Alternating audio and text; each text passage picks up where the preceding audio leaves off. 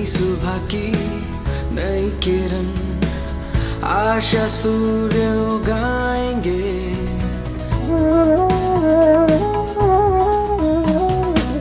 नन्हे नन्हे हाथों से आकाश के तारे लाएंगे।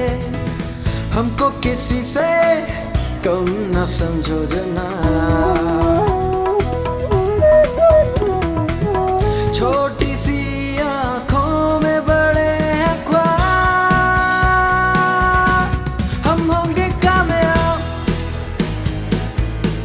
हम होंगे कामयाब,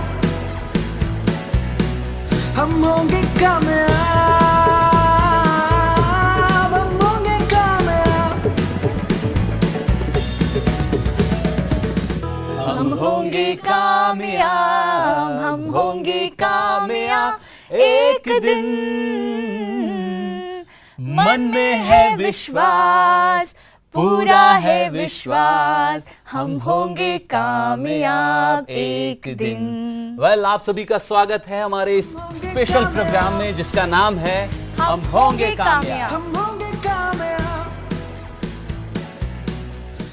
मैं हूँ सतनाम कौर, आपकी होस्ट। आप सभी का स्वागत करती हूँ। और मैं हूँ आपका होस्ट निखिल देव। जब कामयाबी की बात करते हैं तो सबसे पहले दिमाग में सक्सेस आता है, उमंग उत्साह आता है। जी हाँ दोस्तों, हमारा ये प्रोग्राम जो है वो उमंग उत्साह से भरा हुआ रहेगा, यूथ से भरा हुआ रहेगा। जो भी प्रॉब्लम्स हमारे यूथ को फेस करनी पड़ती है, जो चैलेंजेस फेस करने पड़ते हैं, हम उसके बहुत अच्छे अच्छे सॉल्यूशंस हमारे एक्सपर्ट्स के थ्रू आप सभी के लिए लेकर आएंगे। निखिल, जब बचपन की बात करते हैं, स्पेशली जब मैं मेरा बचपन याद करती हूँ तो मुझे मौज मस्ती बहुत याद आती है। लेकिन इसके साथ एक और चीज़ याद आती है, वो आती है एग्ज़ाम का स्ट्रेस। बहुत टेंशन होता था। वेल, स्ट्रेस से याद आया, मेरे साथ में भी ऐसा होता था। मैं पूरा साल स्टडी करता था। जब लास्ट डे एग्जाम के आते थे, मैं एग्जाम डे के लिए जाता था एग्जाम देने। जैसे मैं कुछ लिखने लगता था तो मेरे को अजीब सा एक डर लगता था, जिसकी वजह से मैं सब कुछ भूल जाता था। वेल, यही सभी बातें आज होने वाली हैं। हमारे एक्सपर्ट्स हमें इन सभी बातों के बारे में बताने वाले हैं। आज का जो हमारा प्रोग्राम है वो इसी से रिलेटेड है, सक्सेस थ्रू मेमोरी। आज हम लेकर आएंगे हमारे एक्सपर्ट्स के थ्रू कि कैसे आप अपनी मेमोरी को शार्प कर सकते हैं। ज़्यादा से ज़्यादा जो पैराग्राफ्स होते हैं उनको कैसे याद कर सकते हैं, रट्टा नहीं मार के उनको इतना थ्रू कर ले कि इजी हो जाए आपके लिए स्टडी। तो आइए आज के प्रोग्राम की शुरुआत करते हैं। वेल, इसीलिए आज हमारे साथ में इकट्ठा हैं पूरे भारत से आए हुए हमारे छोटे छोटे से बच्चे, यूथ। वेल, हम सभी इनका स्वागत करते हैं। हमारे जो एक्सपर्ट्स हैं उनका भी स्वागत करते हैं। हमारे जो आज के पहले एक्सपर्ट गेस्ट हैं उनका नाम है डॉक्टर अदिति सेंगल, जो कि एक international memory and mind expert है। और इसी के साथ साथ निखिल, इन्होंने गिनीज वर्ल्ड बुक रिकॉर्ड में भी अपना नाम दर्ज कराया है। ब्रह्म कुमारी के साथ पिछले 9 सालों से जुड़ी हुई हैं और मेडिटेशन के थ्रू हमारे यूथ को मोटिवेट कर रही हैं। आइए उनका स्वागत करते हैं। अदिति जी, आपका बहुत बहुत स्वागत है हमारे प्रोग्राम में। वेल, इसी सभी के चलते हुए हमारे बीच में एक ऐसी शख्सियत भी है जिन्होंने हजारों की तादाद में यूथ को मोटिवेट किया है। वेरी स्पेशल पर्सन, उनका नाम है प्रोफेसर ईवी स्वामीनाथन जी। हाँ जी, professor Swaminathan ji engineering and management faculty भी हैं और हमारे यूथ को ये मोटिवेट भी करते हैं। ब्रह्म कुमारी के साथ पिछले 22 सालों से एसोसिएटेड है और ना कि सिर्फ हमारे यूथ को मोटिवेट किया है, बल्कि हॉस्पिटल्स, इंजीनियरिंग कॉलेजेस और बड़े बड़े मैनेजमेंट कॉलेजेस में भी इन्होंने ट्रेनिंग्स ली हैं। इसके साथ साथ निखिल, इन्होंने जो हमारा हिंदुस्तान का जो हाईएस्ट बैटल पॉइंट है वहाँ पर भी इन्होंने ट्रेनिंग जो है वो कंडक्ट कर चुके हैं। तो आइए इनका स्वागत करते हैं। हमारे साथ है स्वामीनाथन जी। तो बच्चों, आज का जो ये हमारा प्रोग्राम है, इसमें खेल होगा, मस्ती होगी और ज्ञान होगा। कैसे हम ऐसे सिचुएशन में जहां हमें डर लगता है एग्जाम देते टाइम, या कोई भी गेम हो या कोई डांस हो या कोई भी ऐसी चीज सीखने से पहले हमारे में एक बहसा होता है, उन सभी टॉपिक्स पे बात होने वाली है। वेल, हमारे आज के तीसरे जो स्पीकर हैं, जी हाँ, हमारी जो तीसरी स्पीकर हैं वो बहुत ही स्पेशल है। She is a perfect example of love, peace and compassion. वो ब्रह्म कुमारी के साथ पिछले 60 ईयर से एसोसिएटेड है, हमारी शीलू दीदी जी। जी हाँ, ये ब्रह्म कुमारी के एजुकेशनल विंग की वाइस चेयरपर्सन है। आइए इनका स्वागत करते हैं। शीलू बहन, आपका बहुत बहुत स्वागत है। ओम शांति। हम आज के इस विषय को अच्छी तरह समझने के लिए एक छोटा सा क्लिप देखते हैं।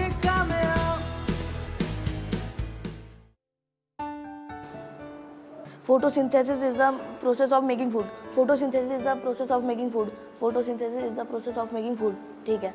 Photosynthesis is method. अरे यार फिर भूल गया. आराम से बैठते हैं थोड़ा. अब थोड़ा याद हो जाए.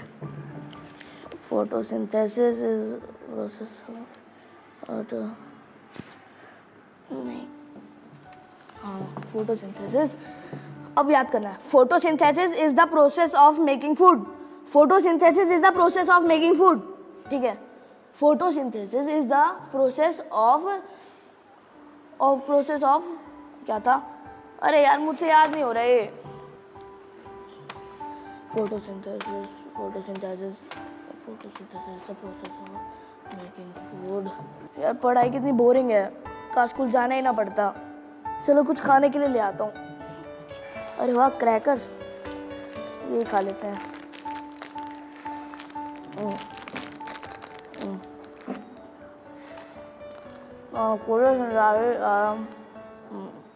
Photosynthesis is the process of making food. Photosynthesis is the process of. Hello. हाँ यार क्या कर रहा है?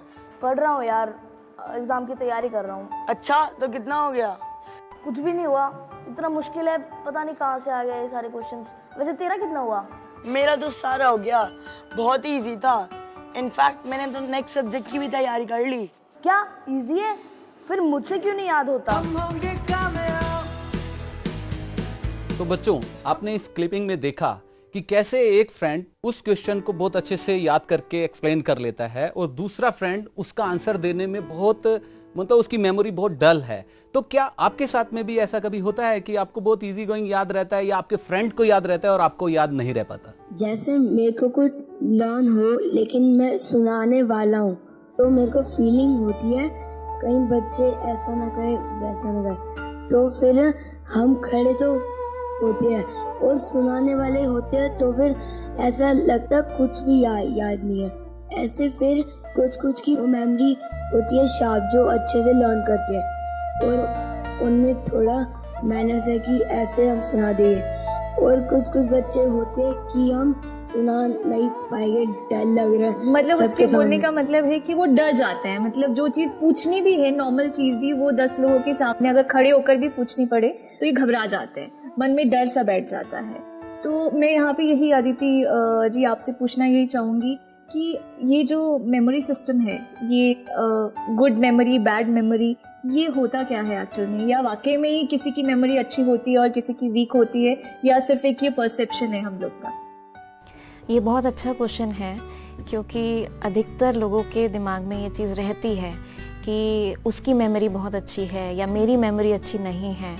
और ये एक तरीके से हम सिचुएशन से भागते भी हैं कहते हुए कि मेरी तो मेमोरी अच्छी नहीं है.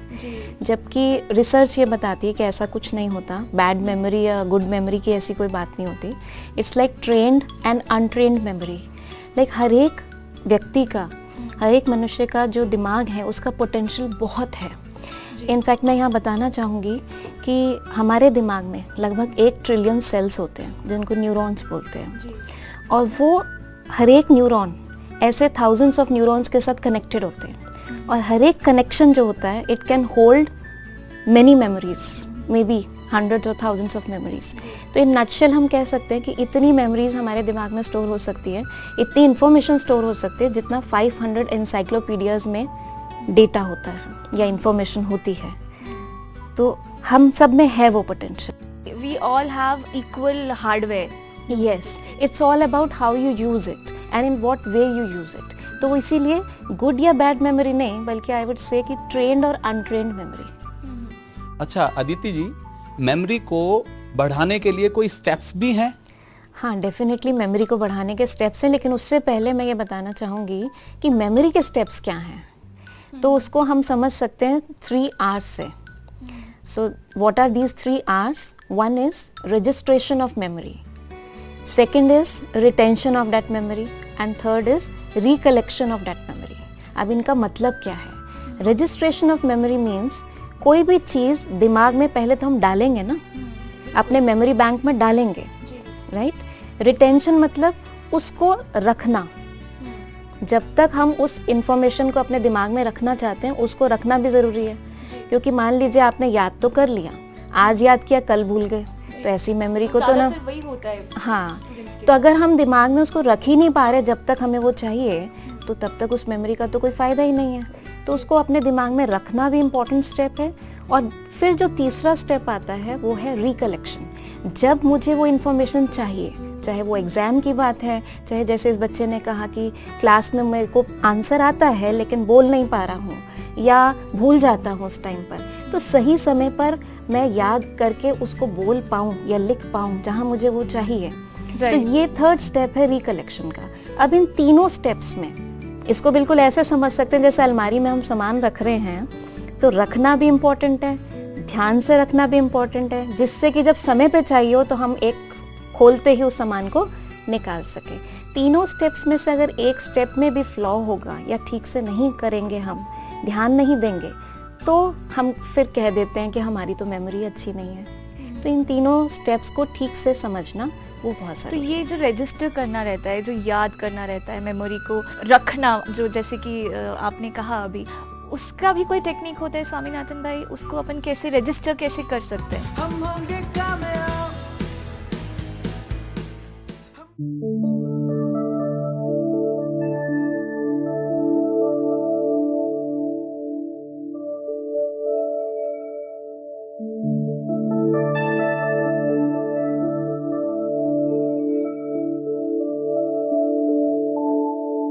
हम होंगे कामयाब। First step is registration. So my dear sweet children, ये रजिस्ट्रेशन में तभी होगा जब आपको जो भी कार्य, चाहे पढ़ाई का हो या कोई भी जीवन में कार्य कर रहे हैं, जब उस कार्य के प्रति आपका इंटरेस्ट हो। और इंटरेस्ट कब होता है? जब उस कार्य के प्रति आपकी भावनाएं होती है, इमोशंस होते हैं, फीलिंग्स होते हैं। जैसे मैं अगर बच्चों से पूछूं कि अगर आपको कहा गया कि कल सुबह स्कूल जाना है हर दिन की तरह, और आपका अलार्म बजता रहता और मम्मा आकर आपको बुलाती है, लेकिन अगर मैं बच्चों से पूछूं कि अगर एक दिन टीचर आपको स्कूल में कहती है कि कल एक स्कूल का पिकनिक है, तो आपका कैसा सिचुएशन होगा, है ना? तो वो अलार्म बजने के पहले आप उठ जाएंगे, क्योंकि वहां पर उस कार्य को करने के लिए, right, you have got lots of emotions and feelings, right, positive emotions and positive feelings.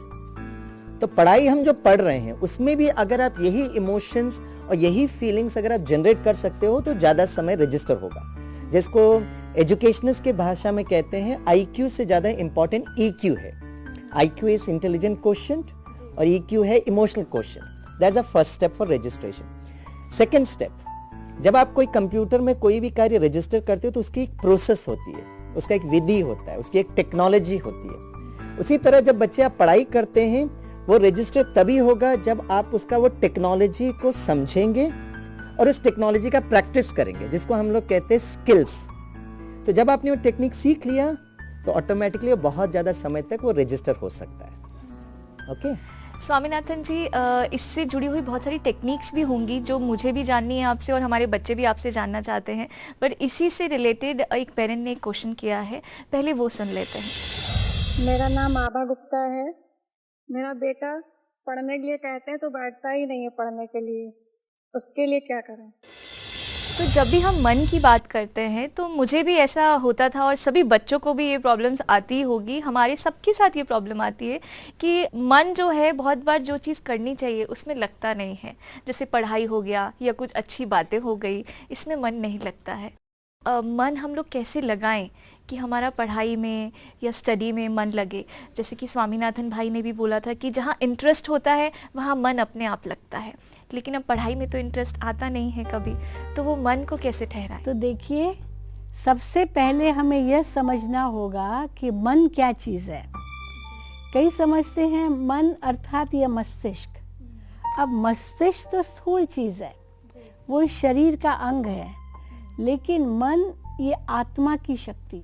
तो आत्मा वास्तव में एक चेतन सत्ता है जो इस शरीर में विराजमान है, जो सोचती है, जो समझती है और शरीर के सब इंद्रियों से कर्म करती है।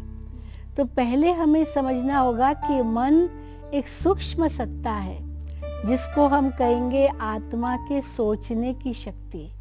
अब कई प्रकार के सोच चलते हैं मन में। किसी ने बहुत अच्छा कहा है कि 1 मिनट में नॉर्मल मन में कम से कम 30 सोच चलते हैं, और जब वो बहुत टेंशन में व्यक्ति होता है तो डबल भी हो सकते हैं, 10 गुना भी हो सकते हैं, इतने विचार मन में चलते हैं। तो मन का काम सोचना है। मन कई चीज़ों से प्रभावित होता है, व्यक्तियों से प्रभावित होता है, वस्तुओं से, स्थान से, वातावरण से, कई चीज़ों से प्रभावित होता है। लेकिन इस मन को क्या सोचना है ये तुरंत मन नहीं परख सकता है, इसलिए कई प्रकार के विचार आते हैं। अब हमको ये निर्णय करना है कि हम क्या सोचना चाहते हैं। कई बातें हम सोचते हैं, फिर हम कहते नहीं नहीं ये नहीं सोचना है, फिर हम सोचने लगते हैं, फिर कहते नहीं ये नहीं सोचना है। तो मन सदा उधेड़ बुन में रहता है। इस उधेड़ बुन को खत्म करने के लिए मन को थोड़ा शांत रखना पड़ेगा। जितना हम मन को शांत रखेंगे उतना मन में बहुत क्रिएटिव थिंकिंग आएगी। क्या होता है कि हम वो क्रिएटिव थिंकिंग नहीं कर पाते, कारण कि मन बहुत चंचल है, बहुत चीज़ों से आकर्षित हो जाता है। परंतु अगर हमें ये कला आ जाए कि मन को कैसे हम शांत रखें, तो वो क्रिएटिव विचार जो मन में आएंगे उसके आधार से हमारी मेमोरी बहुत शार्प हो सकती है। जी बिल्कुल, बहुत अच्छा बताया आपने कि अगर मन को शांत रखें तो क्रिएटिविटी बढ़ जाती है। ये मैंने भी खुद एक्सपेरिमेंट करके देखा है। लेकिन अब दीदी यहाँ पे बात वही आती है कि मन शांत कैसे रहे। बच्चे हैं, बोलते हैं ना बच्चे तो चंचल होते हैं। यही मैं स्वामीनाथन भाई से भी पूछना चाहूँगी कि आप तो इतने यूथ को कंट्रोल करते हैं, तो कैसे, कौन सी एक्टिविटीज़ कराते हैं आप कि जिससे उनको कुछ आइडियाज़ दे सके कि मन को कैसे कंट्रोल करना है। जहाँ तक क्रिएटिविटी का सवाल है, क्रिएटिविटी में there is a language of expression of our emotions, right. अगर हम हिंदी बोल रहे हैं तो शायद आपको हिंदी समझ में आएगा, इंग्लिश में हम बात कर रहे हैं तो इंग्लिश समझ में आएगा, और जब समझ में आएगा तो बच्चे उसको एक्सप्रेस भी कर सकते हैं, उसको याद भी कर सकते हैं। जैसे कंप्यूटर होता है, कंप्यूटर की भी अपनी एक भाषा होती है। तो बच्चे बताइए कंप्यूटर की भाषा कौन सी है? What is a language which a computer understands? Binary. It is called as a machine language, zeros and ones, right.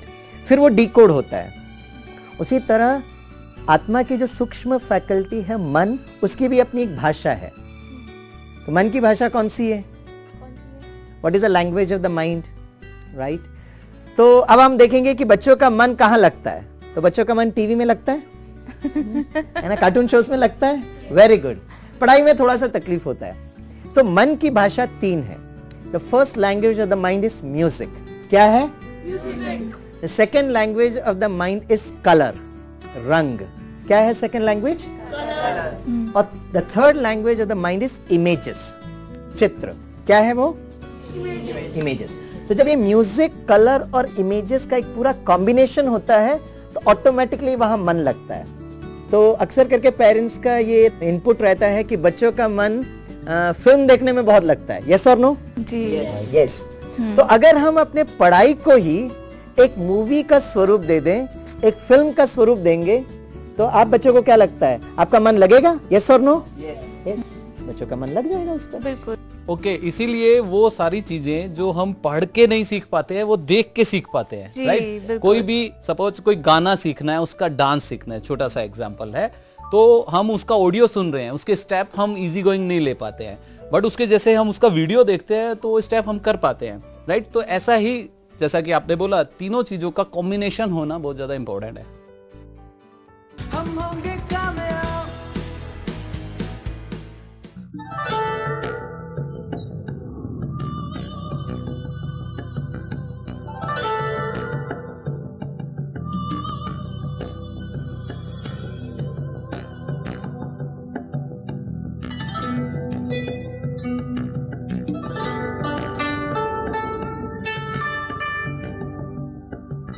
हम होंगे कामयाब।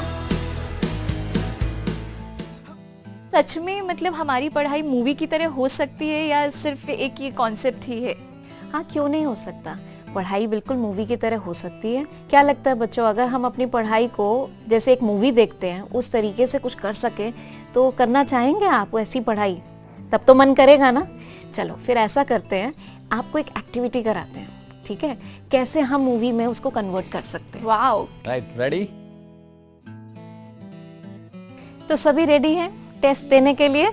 हाँ ठीक है, तो आपका टेस्ट क्या है, अभी आपको स्क्रीन पर कुछ वर्ड्स दिखाई देंगे, ठीक है, बहुत मुश्किल टेस्ट नहीं है, बहुत सिंपल है, और उसके अंदर जो वर्ड्स हैं देयर आर अराउंड 15 वर्ड्स, और आपको वो वर्ड्स याद करने हैं, ठीक है, और मोस्ट इम्पॉर्टेंट उसी सीक्वेंस में याद करने हैं, ठीक है। अब आप कुछ सोचेंगे कि कैसे वर्ड्स हैं, हमें आते होंगे या नहीं आते होंगे? आपको आते होंगे, बहुत इजी वर्ड्स है, like balloon, stage, spectacles, Mickey mouse, simple, right, Spiderman, which you have been using since your childhood, right? Are you all ready? चलो, all the best. कितना टाइम चाहिए आपको 15 वर्ड्स के लिए? 5 minutes, 2 minutes, 1 minute. You are underestimating your memory. I feel आप सब experts हो और आप 15 seconds में कर सकते हो. Yes, you can. Take the challenge today, okay? चलिए, your 15 seconds time starts now. The words are ant, mobile, elephant, brush, poster, tree, Spider-Man, rainbow, mug, biscuits, lake, dragon, cloud, umbrella, shoes. Time up. Okay. Now if I ask you कि आप में से कितने बच्चों को पूरी 15 words की list याद हो गई है उसी सीक्वेंस में? मुझे पता है कुछ कुछ याद हुई होगी, 1-2 वर्ड्स शुरू के, 1-2 वर्ड्स लास्ट के, लेकिन अभी आप, जब मैंने आपसे कहा 15 सेकंड्स में कर सकते हैं, तो दैट मीन्स आप कर सकते हैं। बिलीव करते हैं मुझ पर? करना चाहेंगे? अभी करना चाहेंगे? चलो let's do it. Your concentration should be on the screen, right? यहाँ देखिए एक एंट है और उसके हाथ में ग्रीन कलर का मोबाइल है। मोबाइल से वो जंबो एलिफेंट को फोन कर रहा है। उसकी सूंड में ब्लू कलर का ब्रश है और ब्रश से वो एक पोस्टर पेंट कर रहा है। पोस्टर जो है वो एक नीम के ट्री पे लगा हुआ है और नीम के ट्री के ऊपर देखिए एक स्पाइडरमैन है जिसके हाथ से एक रेनबो निकल रहा है और वो रेनबो रेड कलर के मग में जा रहा है। मग में से देखिए बहुत सारे बिस्किट्स निकल रहे हैं और बिस्किट्स जो हैं वो लेक में जा रहे हैं। लेक के अंदर से एक बड़ा सा ड्रैगन निकल रहा है जिसके मुंह में से बहुत सारे क्लाउड्स निकल रहे हैं और क्लाउड्स के अंदर से देखिए एक अम्ब्रेला है और अम्ब्रेला के ऊपर एक ब्लू कलर का शूज है जिसका नंबर 9 है। ओके, टाइम खत्म। सो 15 सेकेंड्स गॉन वंस अगेन। लेकिन मुझे ऐसा लगता है कि अभी आपको वो 15 वर्ड्स याद हो गए। चलिए चेक कर लेते हैं कि आपको कितना याद हुआ है। सबसे पहले एक एंट था, एंट के हाथ में मोबाइल। ओके, मोबाइल से किसको फोन कर रहा था? एलिफेंट की सूंड में क्या था? और ब्रश से वो क्या पेंट कर रहा था? पोस्टर किस पे था? ट्री के ऊपर, स्पाइडरमैन के हाथ से। और रेनबो किस में जा रहा था? मग में से। बिस्किट्स कहाँ जा रहे थे? लेक में से। ड्रैगन के मुंह से। और क्लाउड्स में से और अम्ब्रेला के ऊपर। क्या बात है, आपकी मेमोरी में कह रही थी ना पहले ही बहुत अच्छी है। नाउ डू यू बिलीव, है ना? अच्छा, अभी जरा अच्छे से टेस्ट ले लेते हैं। सोच के बताइएगा, ऐसे ही नहीं, सोच के बताइए जो वो ब्रश था उसका कलर क्या था? ब्लू। क्या बात है। अच्छा, ये सोच के बताइए वो जो मग था उसका कलर क्या था? ओ, अरे सोच के बता सकते हैं, इतनी जल्दी क्या है बताने की। अच्छा, ये बताइए वो जो शू था उसका कलर क्या था? और उसका नंबर क्या था? 9। ग्रेट। अच्छा, आप सोच के ये बताइए कि वो जो मोबाइल था उसका कलर क्या था? ग्रीन कलर था। Great great. अच्छा, ये भी सोच के बताइए स्पाइडरमैन के बाद क्या था? रेनबो। यस, स्पाइडरमैन के पहले क्या था? ट्री। अच्छा, वो ट्री कौन सा था? नीम का था। अच्छा, ये बताइए क्लाउड से पहले क्या था? अच्छा, क्लाउड्स के बाद क्या था? क्या बात है। देखिए, फॉरवर्ड सीक्वेंस, बैकवर्ड सीक्वेंस, चाहे मैं शुरू से पूछ रही हूँ, चाहे मैं बीच में से पूछ रही हूँ, चाहे मैं कलर पूछ रही हूँ, व्हाटएवर, आप सारी चीजें इतने अच्छे से बता पा रहे हैं। इतना स्पॉन्टेनियस आंसर कैसे? आप कहते हैं हमारी मेमोरी वीक है, हम आंसर नहीं कर पाते। You are able to do it now. कैसे हुआ? क्योंकि अभी जो आपको बताया मन की भाषा, जो भी हमने आपको दिखाया वो कैसे फॉर्म में दिखाया?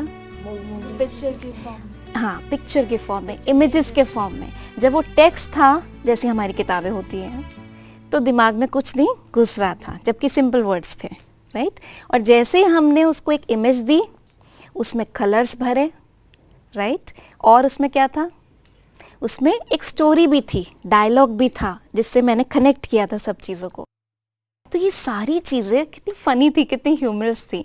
तो जैसे ये इमोशन, कॉमिक इमोशन जिसके अंदर आया, कितनी जल्दी हमारे ब्रेन में रजिस्टर हो गया। इसी तरह चाहे पढ़ाई कितनी इंपॉर्टेंट है, लेकिन मन को समझ में ही नहीं आएगी, क्योंकि मन की भाषा ही कुछ और है ना।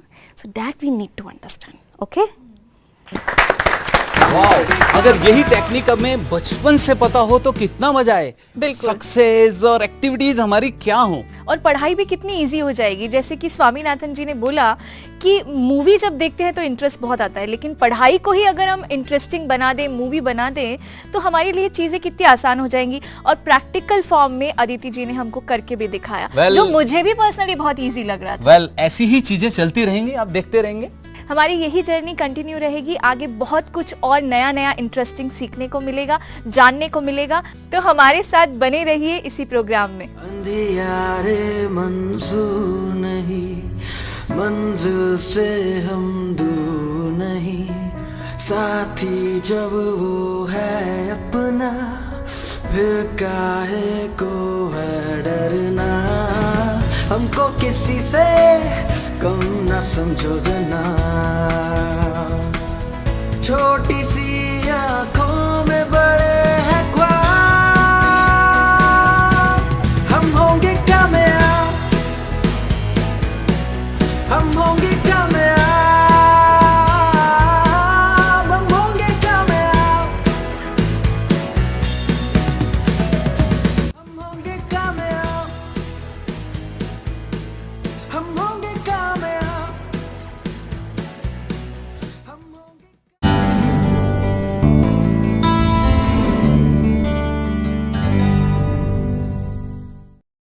हमारे YouTube चैनल गॉडलीवुड स्टूडियो को सब्सक्राइब करें और साथ ही हर नए वीडियो के अपडेट के लिए बेल आइकन को क्लिक करें।